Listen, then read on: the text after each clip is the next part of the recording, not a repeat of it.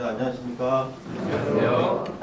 예, 오늘부터는 제가 데살로니가 전후서 이제 마치고 구역 성경에 있는 요나서를 가지고 이렇게 성도님들과 이렇게 말씀을 나누기를 원합니다. 다 함께 요나서 말씀을 함께 펴서 석절 오늘 읽고 나서 교제하도록 하겠습니다. 요나서 1장 1절부터 3절까지 말씀입니다. 제가 가지고 있는 성경에는 1287페이지네요. 1절부터 3절까지 말씀을 제가 읽도록 하겠습니다. 여호와의 말씀이 아미떼의 아들 요나에게 임하니라. 이르시되 너는 일어나 저 큰 성읍 니느웨로 가서 그것을 향하여 외치라. 그 악독이 내 앞에 상달되었음이니라 하시니라. 그러나 요나가 여호와의 얼굴을 피하려고 일어나 다시스로 도망하려 하여 요바로 내려갔더니 마침 다시스로 가는 배를 만난지라. 여호와의 얼굴을 피하여 그들과 함께 다시스로 가려고 배삭을 주고 배에 올랐더라. 오늘은 이 요나서의 말씀을 어떤 책인지 또 간략하게 소개를 해드리고, 방금 읽었던 이 세 절의 말씀을 통해서 주님께서 저희에게 주시고자 하는 교훈이 무엇인지 함께 살펴보기를 원합니다. 먼저 요나서는 구약이 총 39권으로 이루어져 있는데 그 중에 17권이 선지서라는 이 예언서입니다. 이 선지서에 대선지서가 있고 소선지서라고 나눠 있는데, 그 이제 구분하는 기준은 이 선지자가 기록한 그 내용이 많냐 적으냐를 가지고 대선지서, 소선지서를 이렇게 나눠져 있습니다. 그 중에 이 요나서는 소선지서에 속해 있습니다. 일반적으로 이 선지서를 보게 되면은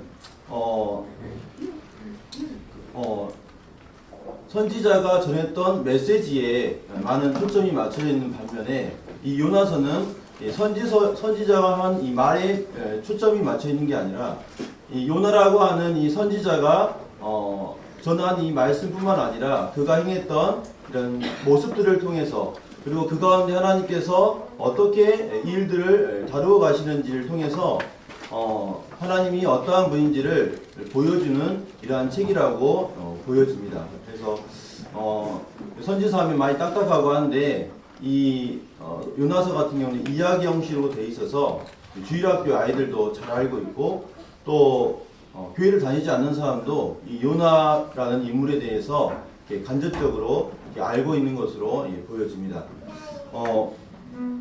먼저 이 요나서의 기록 연대에 대해서 좀 살펴보기를 원합니다.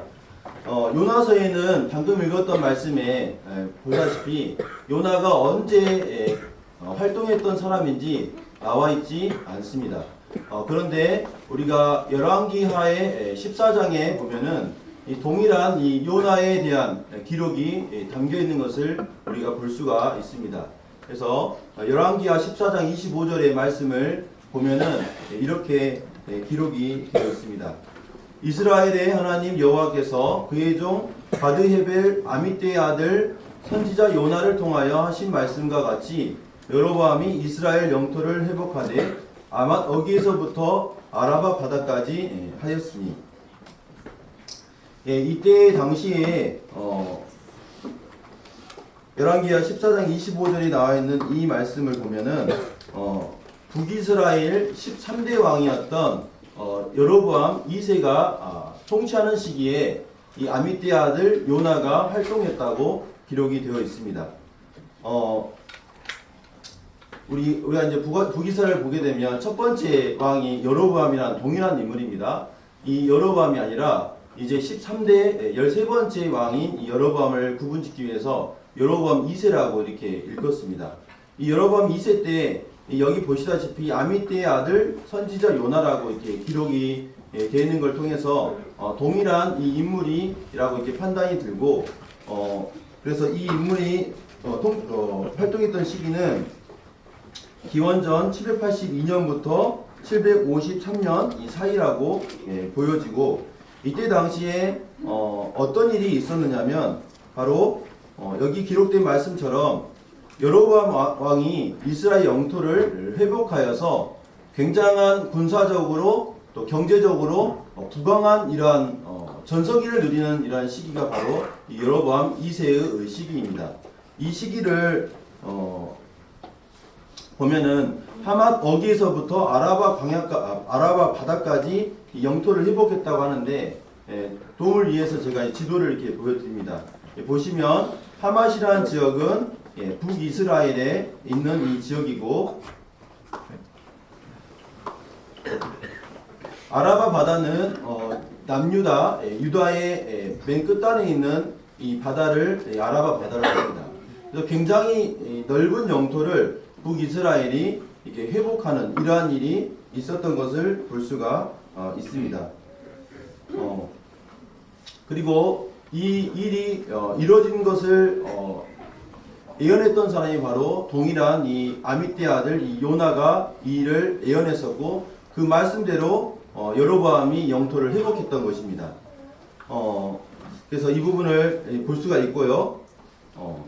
그런데 이제 제가 한 가지 이렇게 짚고 넘어갈 부분이 있는데, 13대 왕이 여로보암 2세인데 이 전까지는 어떠한 나라의 형편이었는지를 우리가 살펴볼 때 여로보암 2세 시대의 그 배경을 우리가 더 이렇게 확인할 수가 있습니다. 잘 아시다시피 북이스라엘은 여로보암 1세 때부터 계속해서 숭배했던 우상이 있었습니다. 혹시 뭔지 아십니까? 금송아지 우상을 계속해서 섬겼습니다. 한 왕도 빠짐없이, 제가 전에 한번 교재를 해드렸었는데, 이 계속해서 멸망할 때까지 여로보암의 길을 떠나지 아니하였다는 말씀이 계속해서 반복해서 기록되고 있습니다.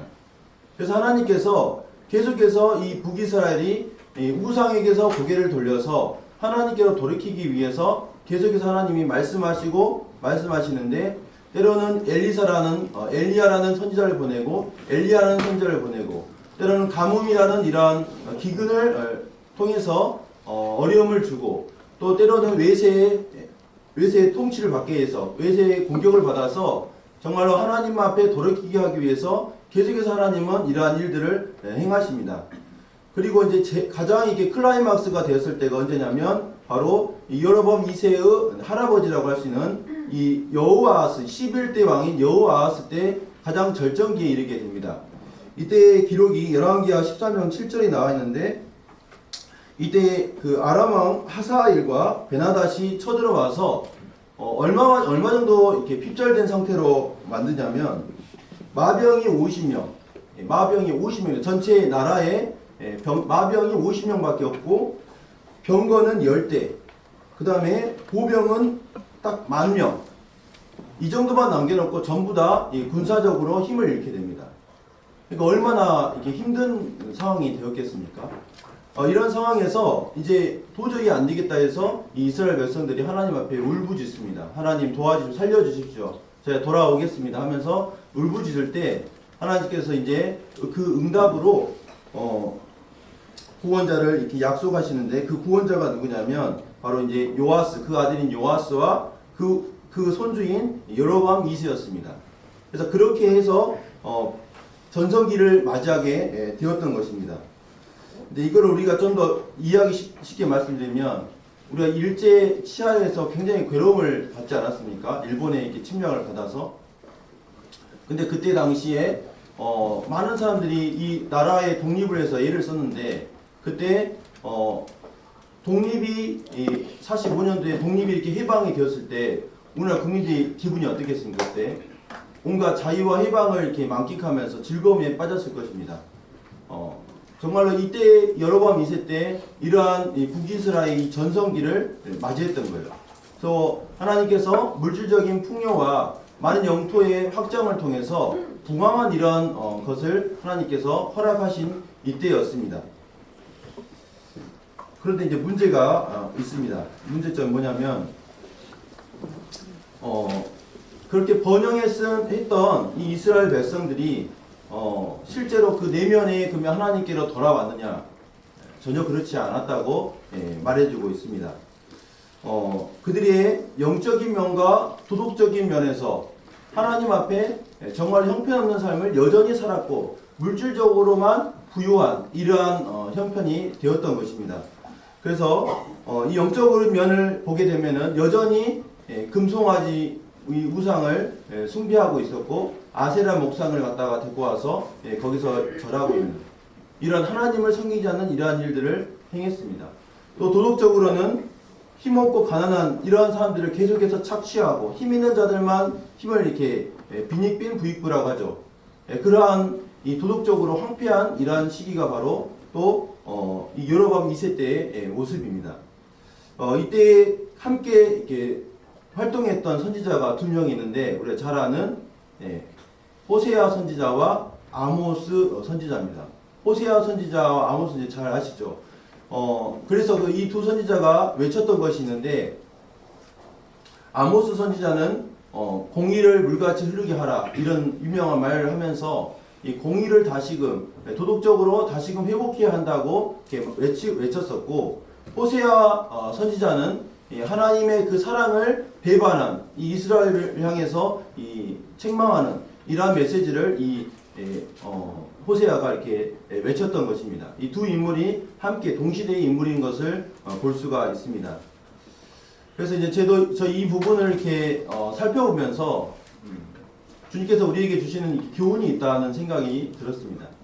그것은 무엇이냐면 우리가 물질적으로 부유해지고 우리의 일들이 잘 풀리고 뭔가 번영하는 이러한 것이 곧 우리가 영적으로 하나님 앞에 나아지는 영적으로 깨어있는 이런 삶을 보장하지 못한다는 것입니다.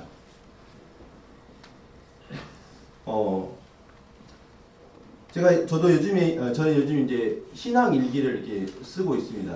그래서 하루를 이렇게 점검하면서 하루를 지내고 나서 한 밤 10시쯤 되면은 이제 하루 동안의 삶을 이렇게 돌아보는데 그냥 있었던 일을 쓰는 게 아니라 내가 오늘 하루 동안에 정말 주님을 얼마나 의식하고 살았는가. 지금도 저희와 주님이 함께하고 계시잖아요. 우리가 예배당을 나가더라도 주님이 우리와 함께하고 계시고. 그런데 제가 이제 일기를 쓰면서 깨닫는 것이 무엇이냐면 내가 얼마나 주님을 의식하면서 내 안에 계신 주님을 의지하면서 내가 살고 있는지 이렇게 체크하면서 일기를 써보는데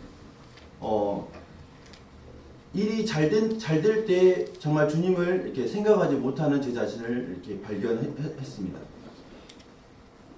어떤 일이 잘 되고 잘 풀릴 때 뭐 수업이 잘 되고 이럴 때 제 가까이 계시고 저와 함께하고 계시는 주님을 생각하지 못하는 제 자신을 보게 됐습니다. 심지어 저희가 교회 안에서 봉사를 하고 주님의 일을 한다고 하지만 그때도 주님이 우리와 함께하고 계시고 주님이 우리 안에 거하고 계시는데 주님을 의식하지 못하는 저의 모습을 보게 됐어요. 그래서 우리가 어떠한 일이 잘 되고 형통하고 설령 우리가 주님 일을 한다고 하지만 주님 안에서 어떤 봉사를 한다고 하지만 그것이 곧 주님과 가까워지는 그 일이 되지 않는다는 것입니다. 그래서 제 자신을 이렇게 돌아보면서 여로보암 2세의 그 시기를 보면서 제 자신의 마음에 주님을 정말 깨어서 생각하고 의지하는 이러한 부분들에 대해서 돌아보는 시간이 되었습니다. 어쨌든 이 요나서의 이 배경이 된 시기는 굉장히 강대국의 그 외세로부터 이제 막 벗어나서 해방과 자유를 만끽하는 이 시기가 바로 여로보암 2세이고 2세 시기이고 이 요나서의 배경이라는 것을 기억하고 읽으시면 될 것 같습니다. 요나서 하면은 무엇이 떠오르신가요? 성도님들? 요나서 딱 하면은 네? 물고기 뱃속. 또 뭐가 나오십니까? 네? 박농쿨. 예, 맞습니다. 요나서를 이렇게 보게 되면 일단 물고기 뱃속에 들어갔던 거, 그 다음에 이제 박농쿨, 그 다음에 좀 더 보시면 이제 벌레, 이런 것들이 이제 나타나게 됩니다.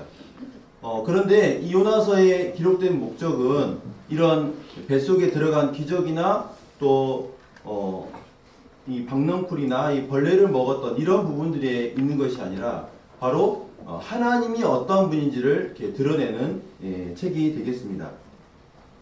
그래서 하나님이 이스라엘 백성들만 사랑하는 것이 아니라 하나님을 모르는 이방인들, 이 니느웨에 12만 명이 넘는 그 수많은 사람들조차 하나님이 아끼고 비여기시는 하나님의 그 사랑을 우리가 이 요나서를 통해서 볼 수가 있습니다. 그리고 또 이게 말씀들을 보면은 성경을 보고 계시니까요. 하나님의 자연계를 다루시는 하나님의 그 주권이 나타나 있습니다. 1장 4절 말씀을 잠깐 보시면 여호와께서 큰 바람을 바다 위에 내리시매. 그래서 하나님께서 큰 바람을 이렇게 내리신다고 되어 있고 17절 말씀을 보시면 여호와께서 이미 큰 물고기를 예비하사 하나님께서 이 물고기를 이렇게 좌지우지하시는 거예요. 그 다음에 2장 10절을 보시면 여호와께서 그 물고기에게 말씀하시매 이 물고기한테 하나님이 말씀하셔서 토해내라고 이렇게 움직이고 계시는 거죠. 그 다음에 4장 6절을 보시면 하나님 여호와께서 박넝쿨을 예비하사 이 박넝쿨을 하나님께서 예비하셨다고 이렇게 되어 있습니다. 한 구절 더 보겠습니다. 4장 7절에 보시면 하나님이 무엇을 예비했다 했습니까?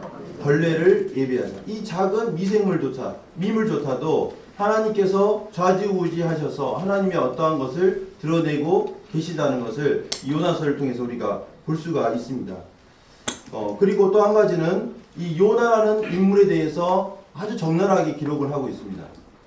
요나가 정말 성질이 참 이렇게 화끈한 것 같아요. 이따가 보시겠지만 그 요나의 모습을 통해서 우리의 모습은 어떠한가 이런 것들을 말씀하고 있다는 생각이 들었습니다.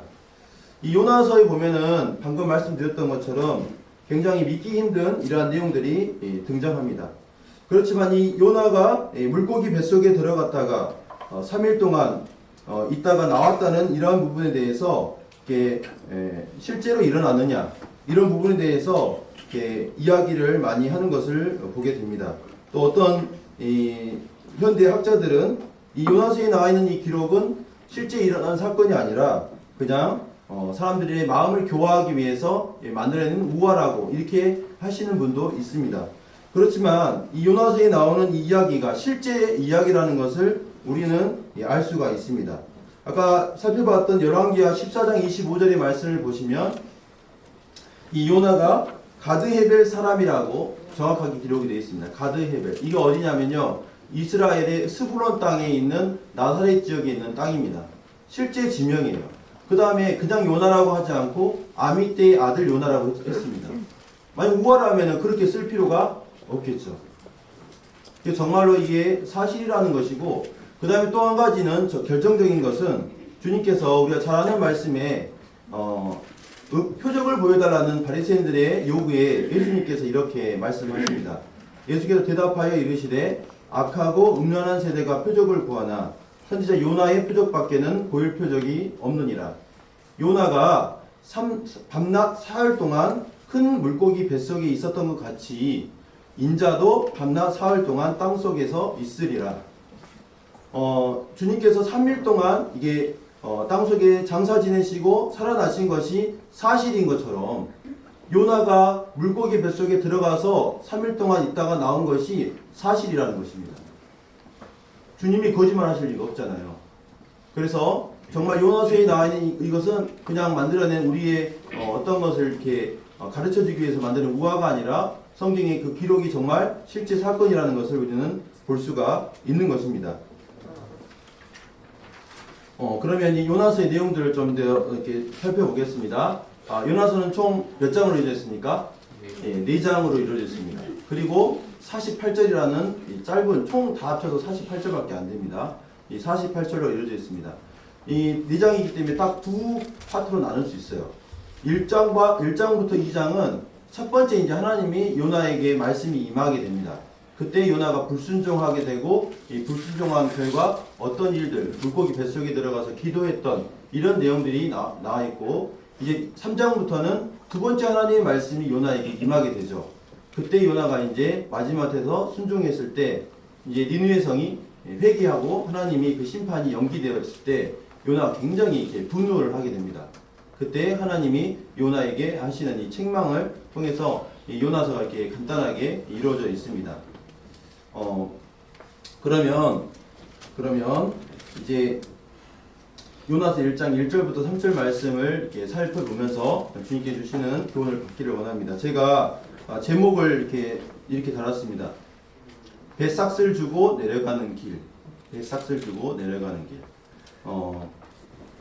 1절부터 3절까지 말씀을 보면은 요나가 이제 하나님의 명령인 이 느니웨로 가서 죄악이 하나님께 상달되었다고 외치라는 것을 이제 거절합니다. 거절하게 되어서 이제 다시스로 가는 배를 탔다. 여기가 이제 이 핵심 내용인데 1절의 말씀은 하나님의 말씀이 요나에게 임했다. 그리고 그 하나님 말씀의 내용은 2절에 나와 있죠.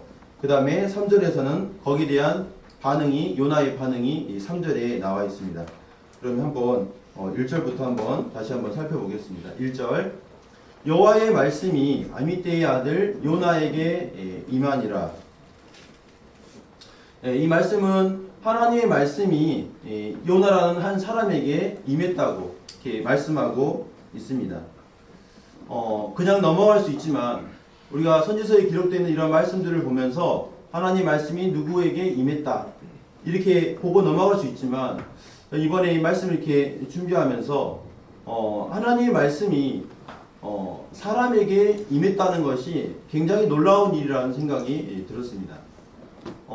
물고기 뱃속에 들어갔다 나오는 것보다 더 놀라운 일이 하나님의 말씀이 사람에게 임했다는 것입니다.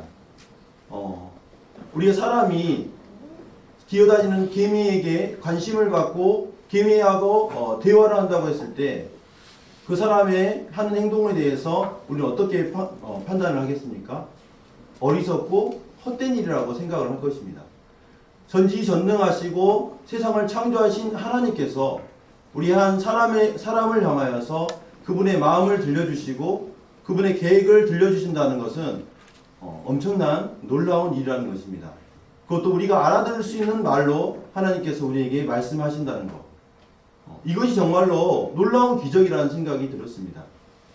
아마 요나에게 하나님께서 어떻게 말씀이 임했는지는 분명히 나와 있지는 않습니다. 환상을 통해서 또 어떤 꿈을 통해서 직접적으로 말씀을 이렇게 하셨을 수도 있습니다. 하지만 이 요나에게 분명히 알아들을 수 있는 말로 하나님의 말씀이 임했다고 하는 것입니다. 그래서 이런 부분들을 볼 때 우리가 들고 있는 이 성경 말씀을 통해서 우리가 하나님의 뜻을 알게 되고 하나님의 마음을 알게 되는데 정말 놀라운 사실이라는 것입니다. 그래서 이런 부분들을 보면서 이제 요나에게 하나님의 말씀이 임했는데 요나에게 임한 하나님의 말씀은 어떤 말씀이었느냐라는 것입니다. 아까 살펴봤던 열왕기하 14장 25절의 내용에서는 어떤 내용이었습니까? 이렇게 되어 있어요. 쉽게 제가 말씀드리면 여로보암 왕께서 이스라엘 영토를 굉장히 많이 회복하셔서 저 북쪽 끝에 있는 하맛부터 남쪽에 있는 이 아라바 바다까지 되찾게 되실 것입니다. 라는 이 예언의 말씀이었습니다. 이 말씀의 내용은 굉장히 반가운 소식이었어요. 이 내용은 굉장히 희망적인 이야기였어요. 이 말씀의 메시지는 누구나 전하고 싶은 이러한 내용의 소식이었던 것입니다. 그런데 이 요나에게 전하라고 하는 이 말씀의 내용은 이제 어떤 내용이냐면 전혀 그렇지 않다는 것입니다. 2절의 말씀을 보면은 너는 일어나 저 큰 성읍 니느웨로 가서 그것을 향하여 외치라. 그 악독이 내 앞에 상달되었음이니라. 바로 니느웨라는 이 지역으로 가서 그들의 죄악이 하나님 앞에 상달되었다라고 하는 이 경고의 메시지를 외치라고 하는 것이었습니다. 이 니느웨는 강대국인 이 아수르 제국의 수도였습니다. 그래서 아수르는 이스라엘을 언제든지 이렇게 침략할 수 있는 그러한 나라였어요. 근데 이 니느웨 성이 나중에 에 대해서 성경이 기록하고 있는 대목이 있는데 바로 이제 나훔서라는 기록에 나와 있습니다. 거기 보시면요 이렇게 되어 있습니다. 나훔서에 물론 시대적으로 좀 50 정도 뒤에 있지만 니느웨 성의 사람들이 어떤 사람이었는지 이걸 볼 수가 있는 대목이라고 보여집니다. 그래서 나홈서 1장 1절에 이렇게 되어 있습니다. 니느웨에 대한 경고 곧 엘고스 사람 나훔의 묵시의 글이라. 니느웨에 대한 경고의 말씀이라는 거예요. 그러면서 니느웨 성의 특징에 대해서 이렇게 말하고 있는데 화 있을진저 하나님의 심판을 받는다는 것입니다. 화 있을진저 피의 성이여 그 안에는 거짓이 가득하고 포악이 가득하며 탈취가 떠나지 아니하는도다. 휙휙하는 채찍소리 윙윙하는 병거바퀴 소리 뛰는 말 달리는 병거 충돌하는 기병 번쩍이는 칼 번개 같은 창 죽임당한 자의 때 죽음의 큰 무더기 무수한 시체여 사람이 그 시체에 걸려 넘어지니. 먼저 이 니느웨 성은 피의 성이라고 이렇게 말하고 있는 것을 볼 수가 있습니다. 그래서 굉장히 잔인한 이 살인이 벌어졌던 이러한 성이라는 것을 볼 수가 있고 거짓과 포악과 탈취가 가득한 나라였습니다. 아마 수많은 이 정복 정책을 하면서 살벌한 이러한 도시가 이 도시였다고 느껴집니다. 그리고 여기 말씀처럼 죽음의 큰 무더기 바로 무수한 이 시체가 쌓여있는 이러한 나라가 바로 이 아수르 나라이고 니느웨 성이라는 것을 볼 수가 있습니다. 실제로 이 고고학자들이 이 증거를 이렇게 내세우는 내용들을 보게 되면 굉장히 이 니느웨 성은 이 정복을 한 이런 민족에 대해서 혼혈 정책을 이렇게 세웁니다.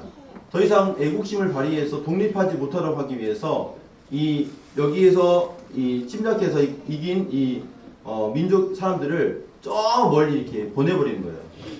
뿔뿔이 흩어지게 해서. 그래서 이 사마리아라는 이 지역을 유대인들이 상종하지 않았는데 바로 이 아수르 제국에 의해서 이렇게 멸망당했기 때문에 혼혈 정책에 의해서 순수혈통이 아니라는 것 때문에 이렇게 했던 것입니다.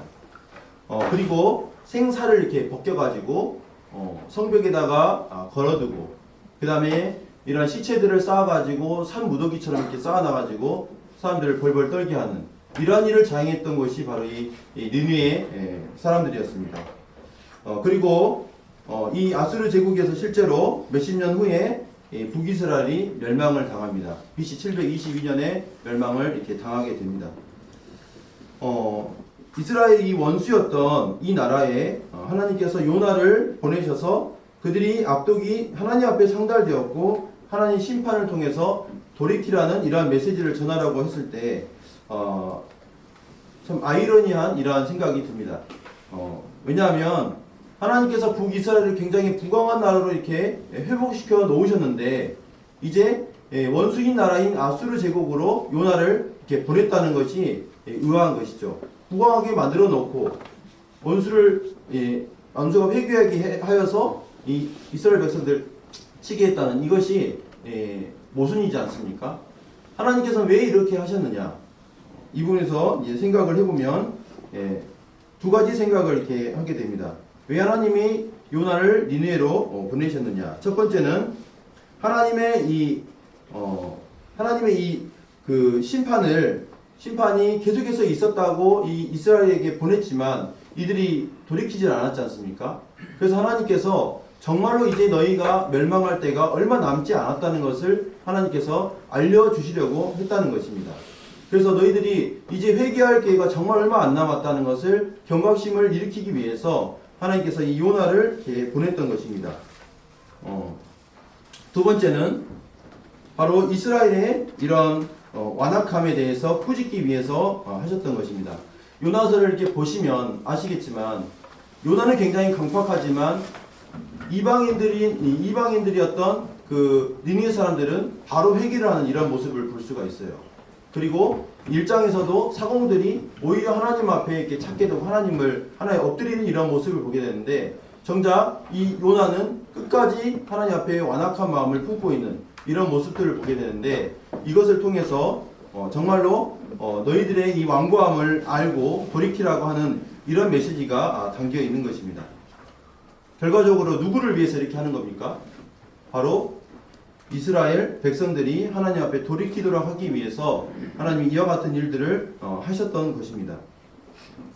그리고 이제 이 말씀을 보게 되면 하나님께서 세 가지 요나에게 요구를 하고 있습니다. 일어나라, 그리고 가라, 외치라. 이 세 가지의 메시지를 하고 있고, 이 외침의 내용은 하나님 앞에 너희 죄가 드러났다라고 하는 것이었습니다.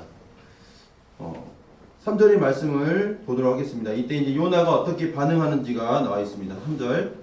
그러나 요나가 여호와의 얼굴을 피하려고 일어나 다시스로 도망하려 하여 요바로 내려갔더니 마침 다시스로 가는 배를 만난지라. 여호와의 얼굴을 피하여 그들과 함께 다시스로 가려고 배삭을 주고 배에 올랐더라. 요나의 반응이 이렇게 나와 있습니다. 먼저 그러나라는 단어가 나와 있죠. 그러나 요나에게는 두 가지 정도, 제가 요나라면 두 가지 선택이 있다고 생각됩니다. 첫 번째는 뭐겠습니까? 진짜 하기 싫지만 하나님 말씀이니까 순종하고 니느웨를 가는 거죠. 그래서 외치는 것이 있다고 생각이 듭니다. 또 두 번째 방법은 제가 요나라면요, 그냥 가만히 있을 것 같아요. 그냥 가기 싫으니까 가만히 있을 것 같습니다. 제가 생각하는 방법은 두 가지예요. 근데 요나는 그게 아니었어요. 어떻게 했습니까? 간 것도 아니었고 가만히 있었던 것도 아니고, 전라도 말로 기면 기고 아니면 아니요, 이거예요.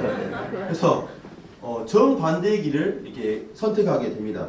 지도를 한번 보여드릴게요. 이 다시스라는 지역으로 가게 되는데, 다시스가 이렇게 되어 있습니다. 파란색으로 되어 있는 게 바다입니다. 그리고 이스라엘이 이제 가운데에 있고, 니느웨는 북동쪽에 위치해 있습니다. 하나님 명령이 이 니느웨는 약 800에서 1000km 정도 떨어져 있는 거리입니다. 짧지 않은 거리죠. 걸어서 이제 가야 했었기 때문에. 반대로 이 다시스라는 지역은 어디 있습니까? 지금 가운데 이제 지중해를 끼고 배 타고 지금 가는데 약 4000km 떨어져 있어요. 근데 이제 기면 기고 아니면 아니에요.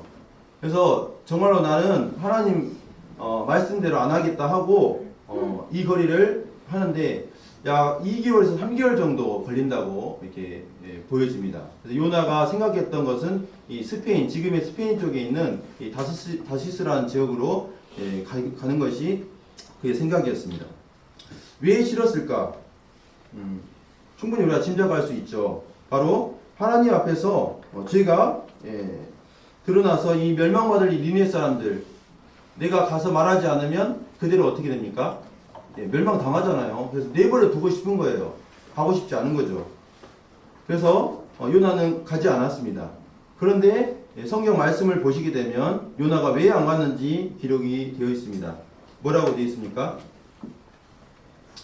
그러나 요나가 여호와의 얼굴을 피하려고 라고 되어 있습니다. 여호와의 얼굴을 피하려고.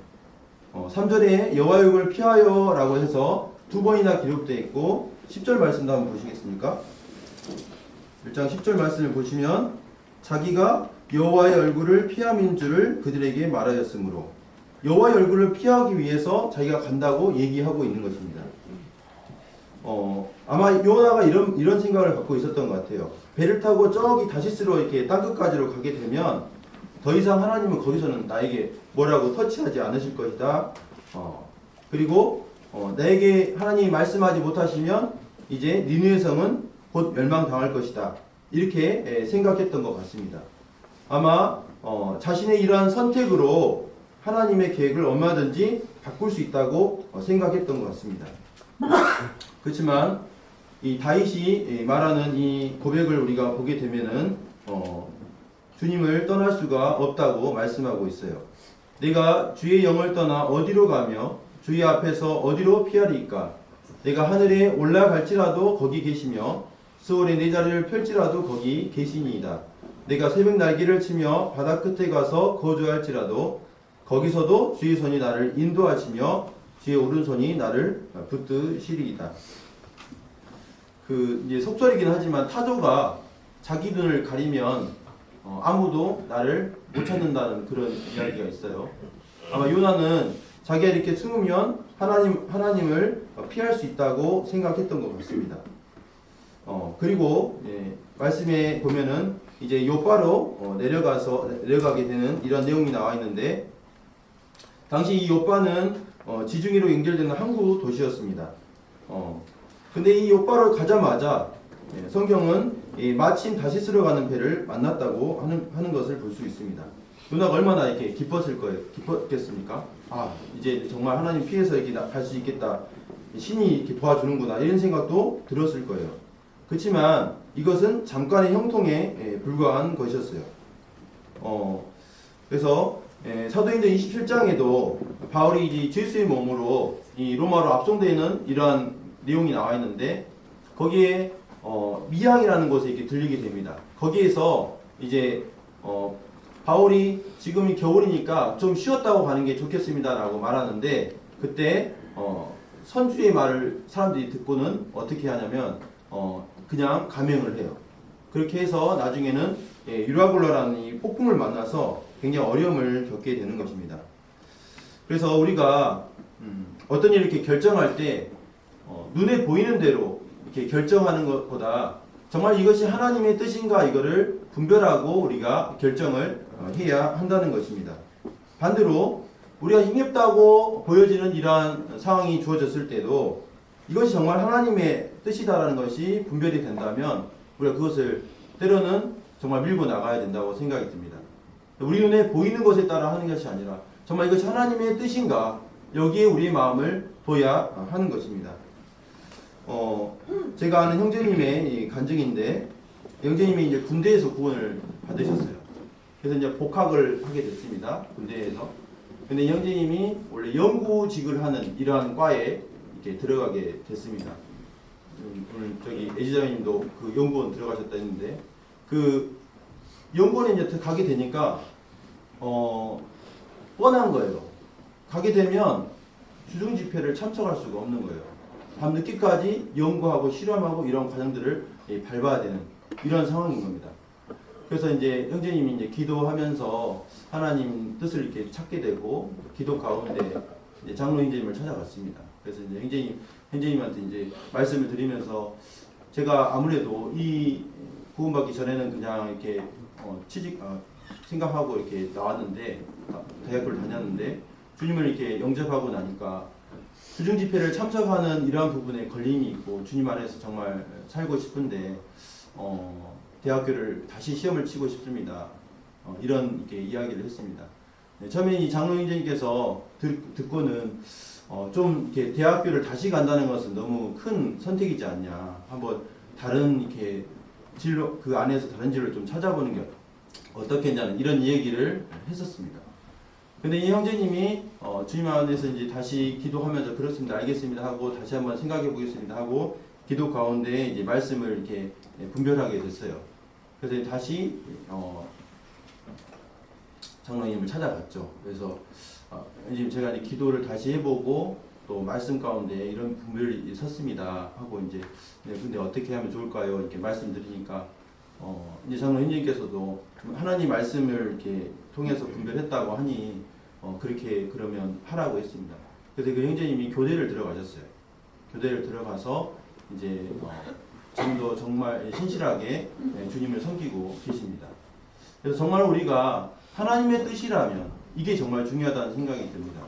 제가 이제 장로님 이렇게 설득하라는 말이 아니라 정말 하나님의 뜻이라면 그 뜻 앞에 우리가 나아가는 것이 우리 신앙의 삶이잖아요.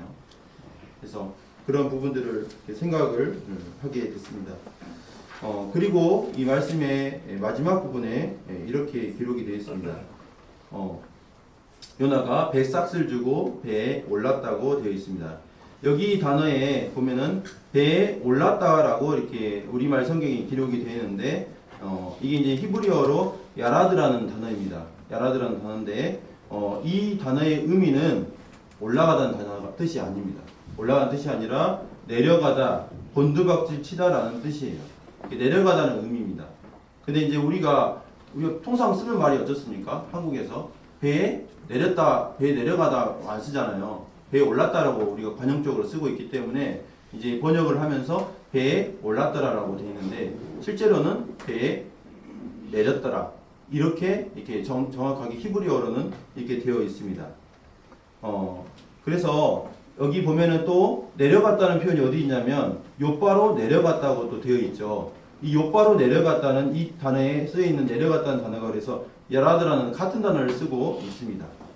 그래서 이 부분을 통해서 우리가 생각해 볼 수 있는 것은 지금 요나가 이렇게 하는 것이 정말 우리 민족을 위한 거야. 이렇게 하는 것이 정말 이득인 거야 라고 승승장구하면서 또 마침 배가 다시스로 가는 배를 만나서 가는데 이것이 이득이 되고 좋을 것 같았는데 실제로는 내려가는 길이었다는 거예요.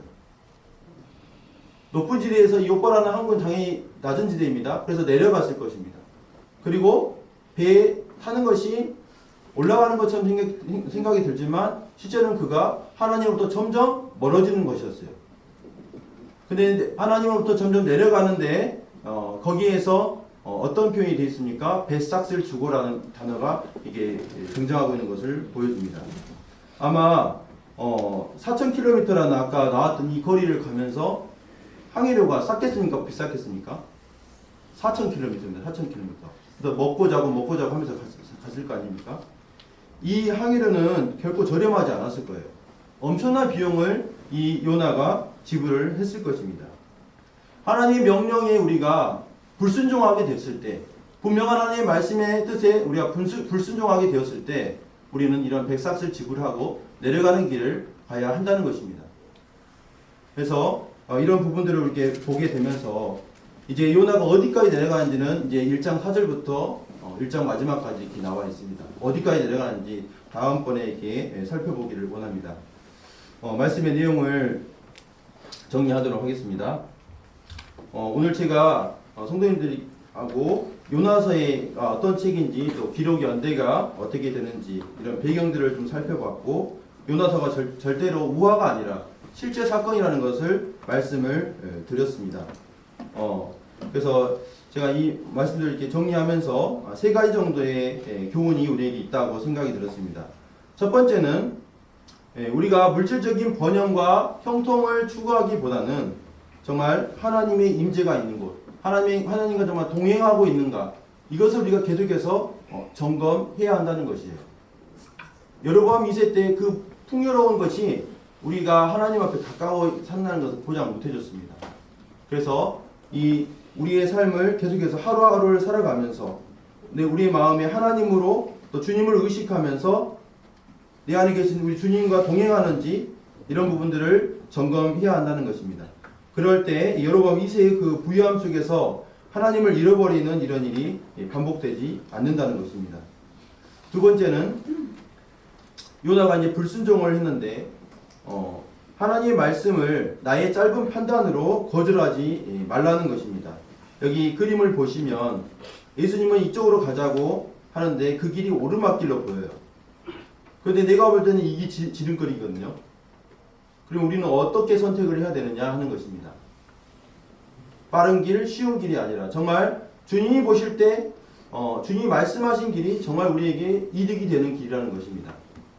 이 요나가 요나의 모습을 통해서 우리가 그것을 볼 수가 있습니다. 하나님께서 우리에게 말씀하시는 것은 정말 우리의 유익을 위해서 하나님이 말씀하시는 것밖에 없어요. 우리의 해를 위해서 말씀하신 것은 하나도 없다는 것입니다.